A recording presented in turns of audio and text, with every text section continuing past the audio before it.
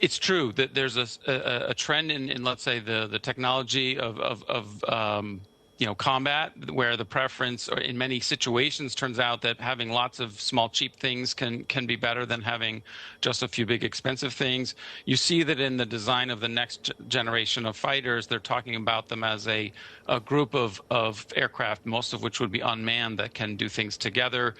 Most of the aircraft that are in operation today are technically optionally piloted.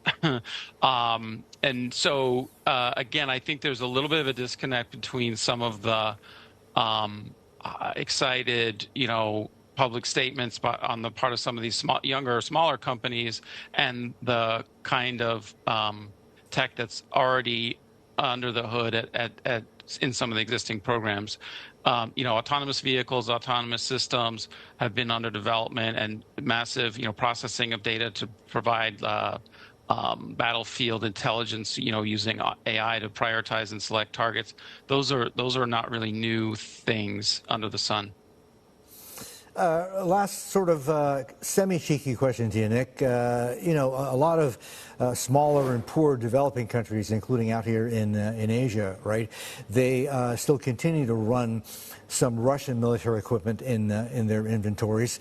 But given the most recent performance, and here I'm talking about Iran and their air defense systems, which got so easily taken out by the Israelis, you would think that a lot of these countries would take a look at the Russian gear they're running and notice that, hey, this stuff is kind of old. This stuff doesn't really work so well. That's been proven just in the last couple of days.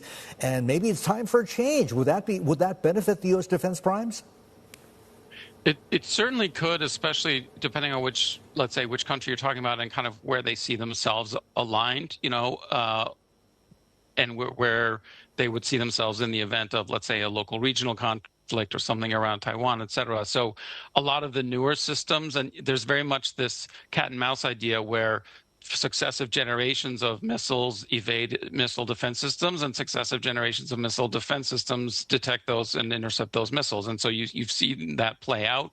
And so if you're running outdated equipment and you're observing how it's performing in someone else's theater, it's certainly legitimate question to say, what should we get? Who can we get it from? As of today, the U.S. manufacturers are big suppliers to a lot of these markets. For the companies I cover, it's usually something on the order of 15 to 20-ish% of sales could be exports. That may go down long term with the European buildup that we were talking about, but you may see incremental investments in other areas that might make up for it.